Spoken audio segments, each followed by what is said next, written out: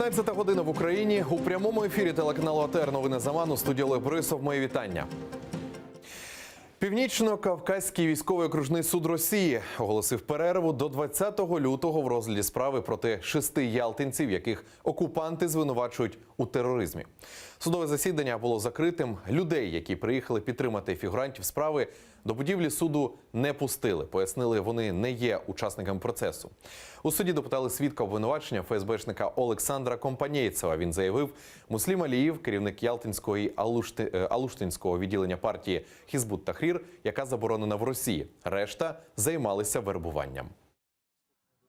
Это ключевой свидетель, поскольку непосредственно в ходе его участия зародилось это уголовное дело. Поэтому к этому свидетелю было очень много вопросов, еще будет в дальнейшем, поскольку именно этот свидетель породил это уголовное дело. Когда уже начался непосредственный допрос по, значит, обвиняемым, значит, вот мои коллеги начали допрашивать, я не увидел какой-то конкретики, может быть в дальнейшем он сможет нам конкретизировать что-то. Все было в общих словах, о какой-то пропаганде, о захвате власти в России и так далее. То есть этот свидетель абсолютно не указал на какую-то конкретику по отношению к каждому обвиняемому. Напередодні в Ростові-на-Дону справу почали розглядати по суті. Як відомо, звинувачених у тероризмі Арсена Джепарова і Рефата Алімова заарештували у квітні 2016 року. Перших 4 обвинувачених – Емір Син Куку, Мусліма Алієва, Інвера Бакірова та Вадима Сірука – заарештували у лютому 2016 року. Адвокати заарештованих і засуджених пов'язують їхнє переслідування виключно з релігійною ознакою. 11 апеляцій. У Сімферополі підконтрольний Кремлю Верховний суд продовжує розгляд скарг кримських татар на штрафи за одиночні пікети. 10 апеляцій сьогодні вже відхилили. Тривали вони з інтервалом у 15 хвилин. Окупаційні судді перетворили цей процес на конвеєр. На кожну справу виділяють максимум півгодини. Рішення суддів перших інстанцій вони зазвичай залишають без змін. І лише в 3 випадках за останні 2 тижні зменшили розмір штрафу з 15 до 10 тисяч рублів. Загалом же окупаційні суди перших інстанцій постановили стягнути штрафи з більш як 8 десятків кримських татар, тих, які 14 жовтня минулого року не побоялися вийти у різних куточках Криму на одиночні пікети проти свавілля силовиків. Російські закони вони не порушували, така форма протесту не заборонена, однак окупанти на папері об'єднали одиночні пікети в один несанкціонований мітинг і відправили кримчан під суд. Столько было доводов приведено судьям, которые просто судьи не брали вообще. Вот у меня было заседание, где мой доверитель не был зафиксирован сотрудниками полиции, что он стоял вообще на пикете. Он шел домой с плакатом, а в деле именно указывается сотрудниками полиции, что он стоял на пикете с плакатом там-то, там-то, мешал движению транспорта. И дальше в этом же деле другие сотрудники полиции указывают, что он шел домой с свернутым плакатом. То есть они друг другу уже противоречат.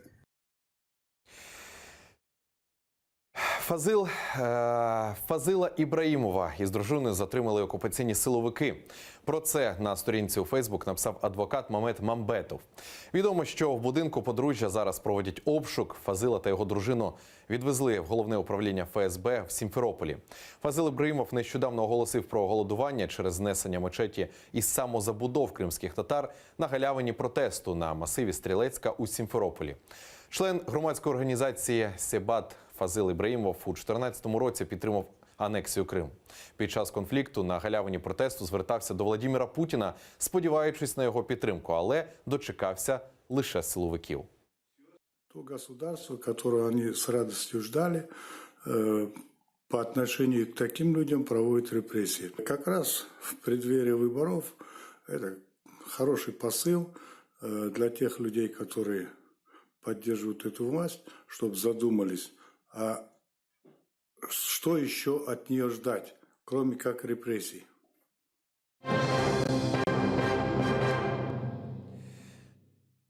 Засобів для захисту Криму на початку 2014 року не було. Про це під час допиту по справі держзради Януковича заявив тодішній виконувач обов'язків міністра оборони Михайло Коваль.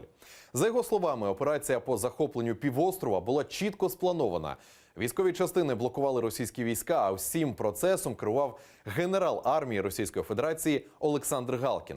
За даними Коваля, на початку 2014 року Збройні сили України були небоєздатними. Віктор Янукович свідомо знищував армію. Була широкомасштабна операція «Руська весна». Крим – це тільки початок був. Ми могли всі зав'язнути в Криму, а потім далі. У нас, подивіться, який кордон з Російською Федерацією.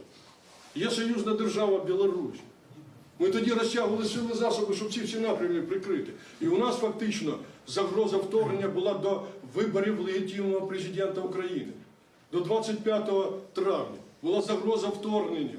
Даний свідок підтвердив висунуте обвинуваченому Януковичу. Аналіз та оцінку надасть суд. Тільки суд надає оцінку даних показань. Лише можу сказати, що даний свідок повністю підтвердив, що обвинувачений Янукович знищив повністю Збройні Сили України та втік до Російської Федерації, до сторони агресора. Коли почує, що навіть пострілів у повітря вистачило для того, щоб захистити і відбити напад на прикордонну заставу Масандра, то стає зрозумілим, що і сили були, і військовослужбовці були, і зброя була.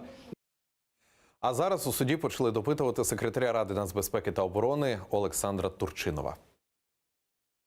Не маючи опору взяти під контроль північ щодо Києва, а також південь і схід країни. І таким чином відновивши владу Януковича. І саме цьому, в першу чергу, слугувала заява Януковича щодо введення російських військ. І саме ця заява слугувала політичним прикриттям для президента Путіна і його кліків щодо ведення агресивних дій, військових дій проти незалежної демократичної України. Деталі цього судового засідання дивіться вже у наступних випусках новин «Заман». І в ці хвилини Солом'янський райсуд Києва обирає запобіжний захід мера Одеси Геннадію Труханову. Спеціалізована антикорупційна прокуратура просить суд арештувати мера Одеси з альтернативною заставою в сумі 50 мільйонів гривень. Но каково было мое удивление, когда я узнаю, мы общались с защитой, о том, что причиной вчера не рассмотрения вопроса, который достаточно серьезно будоражит общество, все обсуждают, отсутствие транспорта для того, чтобы меня доставить. Но, уважаемые господа, обвинение, да я бы пешком сюда пришел, не надо меня доставлять. Но надо было просто сопроводить меня, я бы пришел, сказали направление, я бы пришел. Серьезно, я никуда бы не бегал. Нагадаю, що Труханова затримали в аеропорту Бориспіль, де й вручили підозру. Він був відсутній в Одесі з 26 грудня минулого року. Саме тоді почалася його відпустка. Це пов'язували із активізацією роботи НАБУ у справі про купівлю приміщень заводу «Краян», де за завищеними цінами для потреб міської влади. Слідство встановило розмір шкоди, завданої державі, у розмірі 185 мільйонів гривень.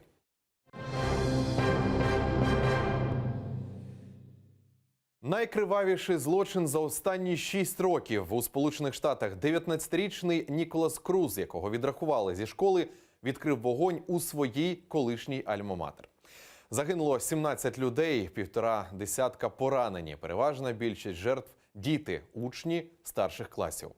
Трагедія сталася в окрузі Бровард, штату Флорида. Спершу злочинець увікнув пожежну сигналізацію, спричинивши паніку, а потім відкрив хаотичну стрілянину по живих мішенях.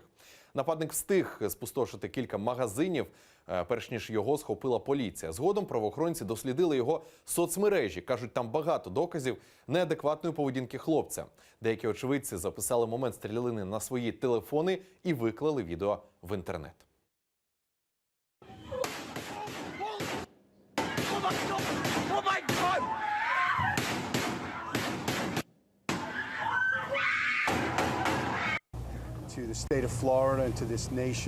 Для штату Флорида і для всієї країни це один із найжахливіших і найогидніших днів.